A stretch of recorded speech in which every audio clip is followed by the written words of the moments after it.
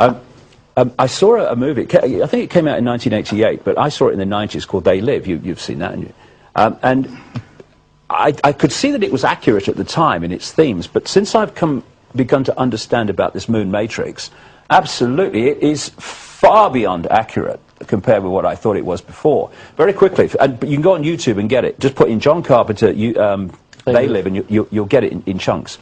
John Carpenter is the man who not just directed it and produced it, he really wrote the music, he did everything. And John Carpenter, when you follow his movie-making history, knows a great amount of what's going on. He's worked with a massive insider called George Lucas on the Star Wars movies, etc. That's not happening in a galaxy far, far away. Come on, George, please. It's happening much closer to home. Anyway, this They Live goes like this. It's set in America sometime in the future. The future from when it came out in 1988 is about now.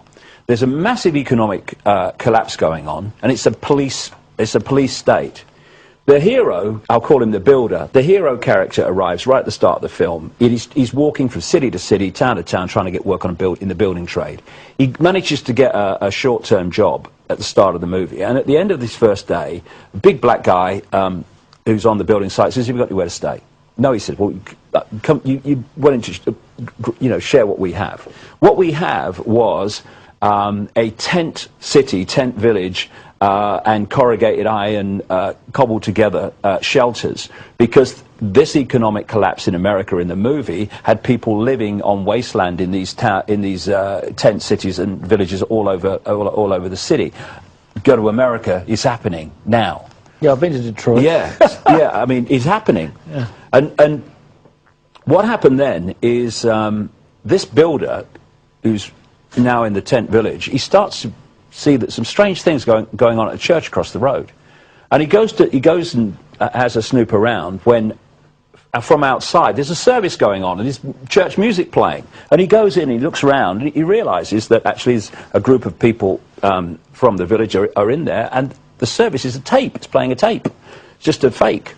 And someone had rigged up a television in this wasteland village, and the main American mainstream channel kept being broken into by this man's face saying, "They're here," was to this effect. "They're here, they're controlling us," etc. And then it would cut back to the program.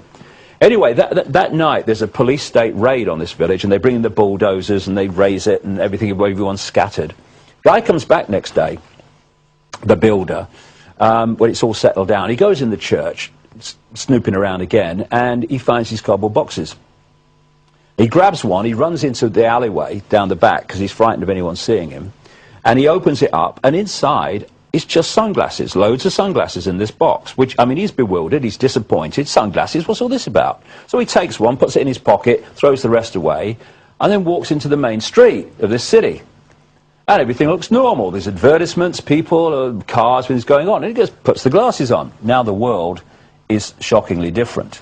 Through these glasses, all the drink Coca-Cola and vacation in Jamaica, now all he can see is words like stay asleep, obey authority, don't question, all these subliminals.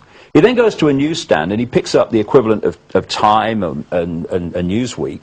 And when he looks with his naked eye, it's text and colours and graphics and pictures just like now. Puts the glasses on, all he can see are these subliminals. Obey authority, stay asleep, don't question. He looks at a dollar bill, and instead of seeing a dollar bill and all that's on it, all he sees is words, "This is your God."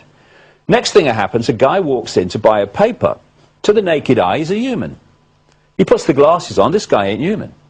And it goes on, and he starts to realize, nothing like the majority, but a significant number of people are not human, but they appear human to the naked eye.